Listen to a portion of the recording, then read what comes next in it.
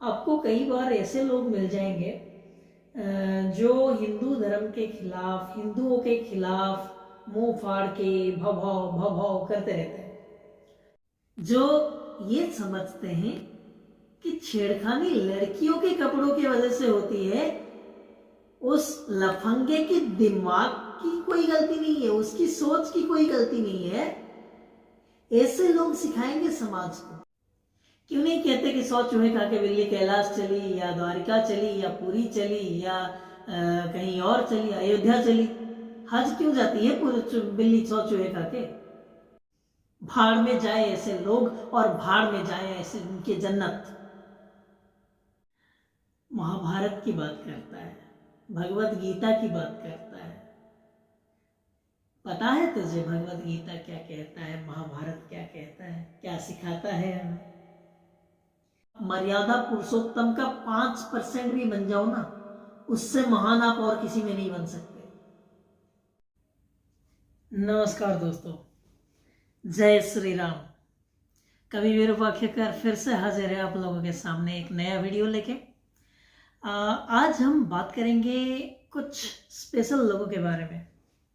आप जब भी आप YouTube पे जाइए या कोई टीवी डिबेट में जाइए जिसमें रिलीजियन के ऊपर कोई रिलीजियस चीज़ के ऊपर कोई डिबेट हो रहा हो, या आप YouTube पे कोई रिलीजियस तकरीर सर्च करके देखना चाहें, कोई डिबेट या स्पीच सर्च करके देखना चाहें, आपको कई बार ऐसे लोग मिल जाएंगे जो हिंदू धर्म के खिलाफ, हिंदुओं के खिलाफ मुंह फाड़ के भव करते रहते हैं।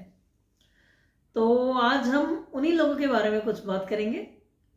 मैं बात कर रहा हूं जिसको वर्ल्ड में सबसे ज्यादा पॉपुलर मुस्लिम प्रीचर माना जाता है, मुस्लिम थिंकर माना जाता है, डॉक्टर जाकिर नाइक। उनके कुछ क्लिप्स देखेंगे और उसके बारे में बात करेंगे। तो आइए दोस्तों, देखते हैं क्या बोलते हैं नाइक साहब। अल्लाह सुब्हाना व तआला कुरान मजीद में पहले जिक्र करते हैं मर्द के हिजाब के बारे में, फिर करते हैं औरत के बारे में। अल्लाह ताला फरमाते हैं सूरह नूर में, सूरह नंबर 24 आयत नंबर 30 में कि ए मोमिन, जब भी आप कोई खातून को देखेंगे, कोई औरत या लड़की को देखेंगे, अगर आपका दिमाग भटकता है, फौरन अपनी नजर नीचे करो। वाह, क्या उच्च विचार है, बहुत बढ़िया बात कही। तो मालिक ने बोला है आदमियों के लिए, अगर किसी औरत को देखो और बुरे ख्याल आए, सबसे पहले अपनी आंखें नीची करो। सबसे पहले मर्द के हिजाब की बात की गई है इनके हिसाब से। बढ़िया बात है। देखते हैं इसके आगे ये क्या बोल रहे हैं। जुड़वा बहनें यकसा दिखती है, दोनों खूबसूरत है, यकसा खूबसूरत है, जुड़वा है, और दोनों अगर बंबई की सड़क पे चल रहे, मिसाल के तौर पे पेडर रोड के ऊपर, और एक बहन पहनती है इस्लामिक हिजाब, सारा शरीर ढका हुआ, सिर्फ चेहरा और हाथ हथेली तक दिख रहे हैं, और दूसरी बहन पहनती है western clothes, minis, short skirt और शॉर्ट मिनी, और दोनों बहनें चल रहे पेडर रोड के ऊपर, और कोने पे एक लफंगा ठहर रहा है कोई लड़की को छेड़ने के लिए। मैं आपसे पूछना चाहता हूं, कौन सी लड़की को छेड़ेगा, कौन सी बहन को छेड़ेगा? वो बहन जो इस्लामिक हिजाब पहन रही है कि वो बहन जो वेस्टर्न क्लोथ पहन रही है? वेस्टर्न क्लोथ, मगरिबी लिबास। आसान सवाल, आसान जवाब। घूम फिर के आ गई ऊँट पहाड़ के नीचे। भाई साहब, एक बात बताओ, दो बहनें जा रही है, एक हिजाब में है, बुरखे में है, एक वेस्टर्न क्लॉथ्स में है। सामने वाले बंदे के दिमाग में बुरे ख्याल आए और उसने अपनी आंखों में हिजाब कर लिया, अल्लाह की पहली कही बात मान ली, तो फिर वो छेड़ेगा कैसे? ऐसे दकियानुसी सोच रखने वाले, ऐसे पुराने ख्यालात के लोग जो ये समझते हैं कि छेड़खानी लड़कियों के कपड़ों की वजह से होती है, उस लफंगे के दिमाग की कोई गलती नहीं है, उसकी सोच की कोई गलती नहीं है। ऐसे लोग सिखाएंगे समाज को, इनसे सीखेगा समाज। जो समाज इनसे सीखेगा वो ऐसे ही सोच वाला बनेगा। तो दोस्तों, ये तो गया कैसे ये बंदा आपस में ही कॉन्ट्राडिक्टरी बातें करता है। अब देखते हैं ये बंदा, इसने अपनी एक तकरीर में जो बताया था, इससे हम ये समझने की कोशिश करेंगे कि इसके बात को फॉलो करने वाले लोग, इसको समझने वाले लोग ऐसे क्यों होते हैं, उल्टा सीधा काम क्यों करते हैं। सारी दुनिया में वो बोलता है ना, इस्लामोफोबिया, तो पूरी दुनिया के लोग तो गलत नहीं हो सकते। तो सुनते हैं, इसी की जवानी सुनते हैं, मैं क्या बताऊं। इस्लाम कबूल ही नहीं करता, नहीं मानता है कि खुदा एक है, बुत परस्ती करता है, अल्लाह के आखिरी पैगंबर मोहम्मद सल्लल्लाहु अलैहि वसल्लम नहीं मानता है, उसके लिए 100% वो जन्नत में नहीं जा सकता है, 100%, क्योंकि वो ईश्वर के अलावा दूसरे की इसकी इबादत करता है। दूसरी तरफ एक इंसान है जो मानता है कि एक अल्लाह है, मानता है कि मूर्ति पूजा गलत है, मानता है कि मोहम्मद सल्लल्लाहु अलैहि वसल्लम आखिरी पैगंबर है, और गलत काम करता है। हो सकता है कि झूठ बोलता है, हो सकता है कि चोरी करा, हो सकता है वो शराब पी रहा है, ये गलत है, हराम है। लेकिन फिर भी अगर वो बुत परस्ती नहीं करता है, अल्लाह ताला फरमाते सूरह निसा में सूरह नंबर 4 आयत नंबर 48 में, और सूरह निसा सूरह नंबर 4 आयत नंबर 116 में कि अल्लाह अगर चाहे तो आपके कोई भी गुनाह को माफ कर सकता है, लेकिन शिर्क को कभी नहीं माफ करेंगे। तो शिर्क के अलावा, बुत परस्ती के अलावा, मूर्ति पूजा के अलावा अगर आप दूसरे गुनाह करेंगे तो अल्लाह ताला माफ कर सकता है, आपके फिर भी चांसेस है कि आप जन्नत में जा सकते हैं।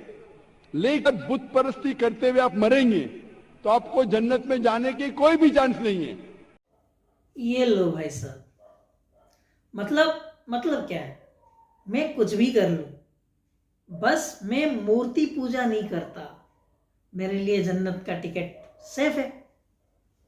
मैं इंसान मारता हूं, मैं आतंकवाद करता हूं, मैं बम धमाका करता हूं, मैं औरत को इज्जत नहीं देता, मैं दुनिया में सब गलत काम करता हूं, फिर भी मेरे लिए जन्नत का टिकट फिक्स है, क्योंकि मैं बस मूर्ति पूजा नहीं करता। वाह, क्या उच्च विचार है। मैं मूर्ति पूजा करता हूं, मैं जगन्नाथ जी को मानता हूं। चतुर्धा मूर्ति है जगन्नाथ जी, बलभद्र जी, सुभद्रा मां और सुदर्शन चक्र। मैं उनकी पूजा करता हूं, मैं उनको मानता हूं, मैं हनुमान जी को मानता हूं, मैं राम जी को मानता हूं। स्वरूप है, मेरे मन में है, मेरे दिल में है उनकी मूर्ति। नहीं चाहिए मुझे ऐसी जन्नत, मैं खुश हूं अपने जगन्नाथ जी के साथ, अपने राम जी के साथ, अपने हनुमान जी के साथ। भाड़ में जाए ऐसे लोग और भाड़ में जाए ऐसे इनके जन्नत। इसीलिए अल्लाह ताला फरमाते हैं कि जब मेरे बंदे सारे दिन गुनाह करते हैं, गलत काम करते हैं, लेकिन जब रात को तौबा करते हैं तो मैं उन्हें माफ कर लेता हूं। मेरे बंदे अगर रात को गुनाह करते हैं और दिन में तौबा करते हैं तो मैं उन्हें माफ कर लेता हूं, क्योंकि अल्लाह सुब्हाना व तआला रहमान और रहीम है। वो रहमत वाला है और करम करने वाला है। आप अगर गलतियां करेंगे, अगर शैतान भड़काएगा तो पढ़ो औज़ बिल्लाहि मिनश शैतानिर रजीम। जब आपको पता चलेगा आपने गलती की, अल्लाह से तौबा करो, दुआ करो कि फिर से वो चीज नहीं करेंगे, और अच्छी नीयत से फिर से अल्लाह की तरफ पलटते, अल्लाह ताला माफ करेगा। फिर से आप गुनाह करेंगे, फिर से माफी मांगो, अल्लाह रहमान और रहीम है। जब भी माफी मांगो सच्चे दिल से मांगो, इंशाअल्लाह अल्लाह आपको माफ करेगा। और अगर आप बुत परिस्थिति से दूर है, ये सबसे बड़ा गुनाह है, तो आपके हाई चांसेस है कि आप जन्नत में जाएंगे। एक चीज तो समझ में आ गया कि क्यों कहते हैं 100 चूहे खा के बिल्ली हज को चली। क्यों नहीं कहते कि 100 चूहे खा के बिल्ली कैलाश चली या द्वारिका चली या पुरी चली या कहीं और चली, अयोध्या चली। हज क्यों जाती है पूरी बिल्ली 100 चूहे खा के? क्योंकि इनका तो सिस्टम है माफी का। रात को करो सुबह माफ, सुबह करो रात को माफ। भाई एक चीज मेरे समझ में आ गई, ये जो जिहादी आतंकवादी सारे हैं जो बोलते हैं धर्म के नाम पे हम जिहाद करते हैं, ये इंसान काटते हैं, गला काटते हैं, बम के धमाके करते हैं, ये पक्का सुबह इंसान मारते होंगे, रात को तौबा करते होंगे, रात को इंसान मारते होंगे तो सुबह माफी मांगते होंगे अपने अल्लाह से, और ये समझते होंगे भाई अल्लाह ने हमें माफ कर दिया। और क्या है भाई, जितनी बार आप भाई बोलते हैं ना, क्या जजमेंट है, आप एक बार गलती करो माफी मांग लो, फिर गलती करो फिर माफी मांग लो, और आपको यकीन है कि माफी मिल जाएगी। बस आप मूर्ति पूजा नहीं करते, बस आप मुसलमान हो तो आपको सारी गुनाह माफ। यही तो सोच है वो आतंकवादियों के पीछे।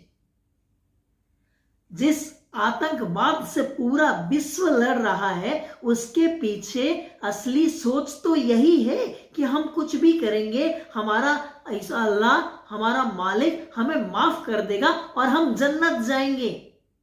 यही तो है इनकी कट्टर सोच, यही तो है सोच आतंकवाद का। दोस्तों आप लोगों को ये पता है कि डॉक्टर जाकिर नायक एक हिंदुस्तानी है, तो आइए देखते हैं जिहाद के बारे में ये क्या बताता है और कश्मीर के बारे में इसके क्या ख्याल है। तो जहद कर रहे हैं माशरे को बिगाड़ने के लिए, उसे कहते हैं जिहाद फी सबिलिल्लाह। शैतान हर मुसलमान को करना चाहिए जिहाद फी सबिलिल्लाह, जिद्दोजहद कुरान और सही हदीस के मुताबिक। कश्मीर में क्या हो रहा है, मैंने कोई इंटरव्यू लिया नहीं उनका, जो मैं प्रेस में सुनता हूं, मैं इसकी तहकीक नहीं किया हूं। कुरान में लिखा है सूरह हुजुरात में सूरह नंबर 49 आयत नंबर 6 में, जब भी कोई मालूमात आप तक पहुंचती है उसकी तहकीक करो तीसरे को पहुंचाने के पहले। मैं तहकीक नहीं किया हूं इसलिए कह नहीं सकता हूं कौन सा जिहाद है। तो दोस्तों सुना आप लोगों ने, डॉक्टर जाकिर नायक को ये नहीं पता कश्मीर में वो लोग कौन से जिहाद करते हैं, क्योंकि इसने तो उनका इंटरव्यू लिया ही नहीं। अब ये जाके पूछेगा उन लोगों से कि भाई आप कौन सा जिहाद करते हो, शैतान के रास्ते में या अल्लाह के रास्ते में, और वो बताएंगे कि भाई हम तो अल्लाह के रास्ते में करते हैं। और ये वापस आके हम लोगों को, लिबरल हिंदूज को वापस ये बताएगा कि नहीं वो तो सही जिहाद करते हैं। यही ना, ये या फिर हम ये मान ले कि कैसा दूध पीता बच्चा है, छोटा सा जो बॉटल से दूध पीता है, इसको ये नहीं पता है कि वहां पे इसके जो इसी के जैसे लोग हैं, इसी के सोच वाले लोग हैं, वो कौन सा जिहाद करते हैं। लिबरल हिंदू, हम इसको सुन के वाह वाह करते हैं, वाह जी वाह क्या बात है, क्या बात कही है, बहुत बढ़िया है। ये जो बंदा है ये अपनी तकरीरों में हिंदू धर्म का बहुत सारे, हमारे जो भगवत गीता है, वेद है, उपनिषद है, स्मृति है, उसके बारे में बोलता रहता है कि इस किताब में, इस श्लोक में, इस पैराग्राफ में, इस वर्ष में ये है वो लिखा है। लेकिन ये क्या करता है, हमारे जितने भी शास्त्र हैं संस्कृत में है, ये उसमें से एक लफ्ज पकड़ता है जो इसके फायदे के हिसाब से है, वो उस लफ्ज को पकड़ के तोड़ मरोड़ के उसको अपने हिसाब से पेश करता है और हमेशा ये प्रूफ करने की कोशिश करता है कि इसका धर्म दुनिया के बाकी सारे धर्मों से बेहतर है। तो दोस्तों आइए सुनते हैं ये जनाब का, हमारे जो धर्मशास्त्र हैं, हमारे जो धार्मिक आस्थाएं हैं, उनको लेके इनका क्या रवैया है, ये क्या सोच रखते हैं और क्या कहते हैं। उनकी मजहबी किताबों में गोश्त खाने की ममानियत नहीं है। अगर आप पढ़ेंगे Manusmriti chapter number 5 verse number 30 अध्याय 5 श्लोका 30, उसमें लिखा है कि भगवान ने कुछ जानवर को खाने के लिए बनाया है, कुछ जानवर को खिलाने के लिए। God has created some animals to eat and some to be eaten. अगर आप वो जानवर खाते हैं जो खाने के लिए बनाए गए हैं तो आप कुछ गुनाह नहीं करते। भाई कोई ये बेवकूफ को समझाओ, ये जो मनुस्मृति में लिखा गया है ना, ये बताता है कि हिंदू धर्म कितना साइंटिफिक है, हमारे इकोसिस्टम के बारे में है ये, कि अगर शेर है तो शेर के खाने के लिए बकरी है, बकरी है तो बकरी के खाने के लिए घास है, और घास है तो उसको खाने के लिए पतंगा वगैरह है, पतंगा है उसको खाने के लिए चील कौवे वगैरह है। ये इकोसिस्टम है, ऐसे हमारा इकोसिस्टम चलता है, ये बताता है मनुस्मृति। और ये उसको कैसे बता के सुअरिज्म फैला रहा है। आइए और आगे सुनते हैं ये जनाब क्या कहते हैं कि और क्या क्या लिखा है हमारे धर्म ग्रंथ के बारे में, ये कैसे बताते हैं। ऐसे तो बता रहा है जैसे इसका बाप लिखा था। आइए देखते हैं क्या बोलता है ये आगे।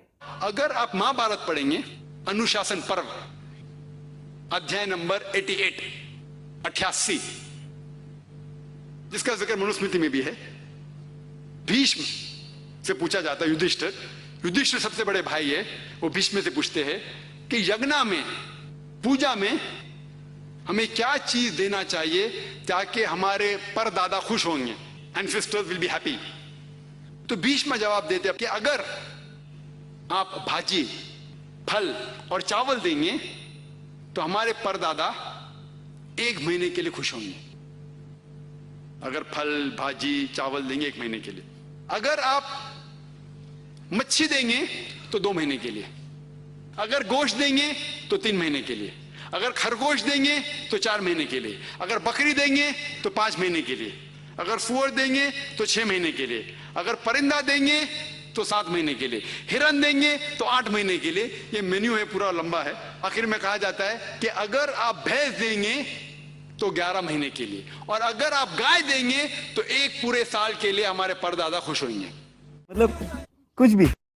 सिर्फ एक छोटा सा काम कर भाई, तो हिंदू धर्म ग्रंथ के बारे में मत बोल, रोना आ जाएगा मुझे, लिटरली मुझे रोना आ जाएगा।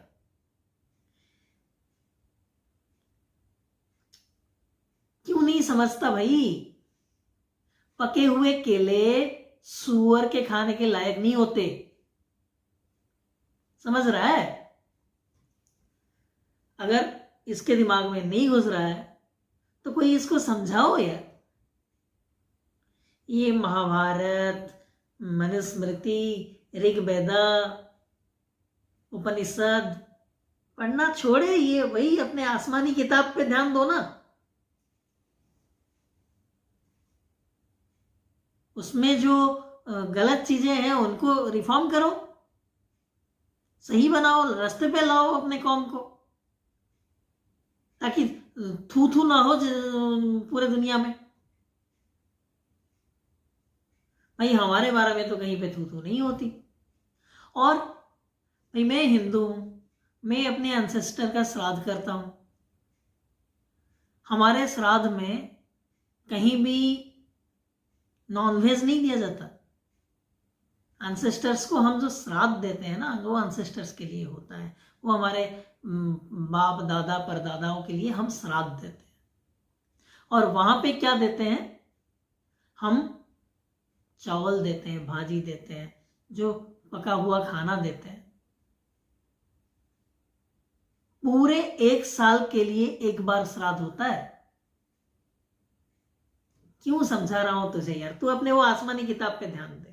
ये जो लड़ने झगड़ने की बात हो रही है, जो लोग अक्सर मुसलमान को दोषी ठहराते हैं, मैं आपसे पूछना चाहता हूं कि आपने महाभारत पढ़ी? महाभारत में लड़ने झगड़ने के मंत्र कुरान से कई गुना ज्यादा है। सज्जन को क्या तकलीफ है भाई?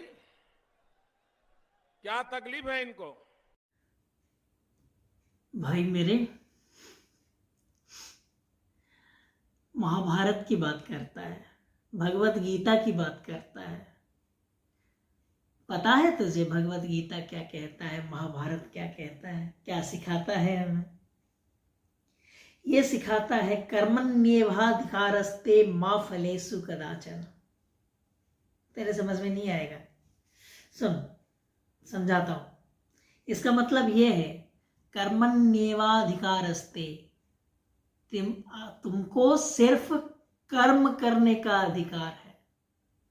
मा फलेषु कदाचन, फल की आशा रखने का कोई अधिकार नहीं है। भाई तुम लोगों तो जिहाद करते हो, वो भी जन्नत जाने के लिए, 72 हूरों के लिए, वो दूध और सेहत की नदियां के लिए। ये सब ना मिले तो तुम तो अल्लाह के रास्ते में भी नहीं जाओगे। बिना जन्नत के आस लिए। और एक चीज बता, पूरे दुनिया में कौन सा ऐसा बंदा देखा है जिसने भगवत गीता पढ़ी हो, महाभारत पढ़ी हो, रामायण पढ़ा हो और वो जाके किसी इंसान का जान ले ले, वर्ल्ड ट्रेड सेंटर में जाके बम धमाका कर दे, फ्रांस में जाके कोई चर्च में घुस के बम फोड़ दे, फायरिंग कर दे, किसी को मार दे? देखा है कभी किसी को? नहीं देखा है, क्योंकि तू समझ नहीं पाएगा। ये सब जो लोग करते हैं ना, वही आसमानी किताब पढ़ के जाते हैं, गलत मतलब से पढ़ के जाते हैं, और तू भी लोगों को वही गलत मतलब समझाता है। मैं हमारे हिंदू भाइयों से कहना चाहूंगा, दोस्तों ऐसे लोग, इनको श्रेय मिलता है। हम में से ही कुछ लोग अपने फायदे के लिए हमारे धर्म से आंख बंद कर लेते हैं, लिबरल बनने के लिए। बस कोई 10 लोग हमें ये बोले, उनके समाज में हमें ये बोला जाए कि भाई कितना महान बंदा है, महान बनने का शौक है हमें। भाई महान मत बनो, पहले इंसान बनो। और मेरा धर्म जो है ना, वो इंसानियत सिखाता है। मैं हिंदू हूं तो मैं एक इंसान हूं। मर्यादा पुरुषोत्तम का मैं पूजा करता हूं, जय श्री राम कहता हूं, उनको अपना आदर्श मानता हूं, उनके जैसा बनना चाहता हूं। यही सबसे बड़ी इंसानियत की बात है। और कुछ महान नहीं होगा। इससे अगर आप मर्यादा पुरुषोत्तम का 5% भी बन जाओ ना, उससे महान आप और किसी में नहीं बन सकते। सोचो, ये चीज सोचो, क्या बनना चाहते हो आप? उनके नजर में महान या अपने नजर में महान? बोलो जय श्री राम।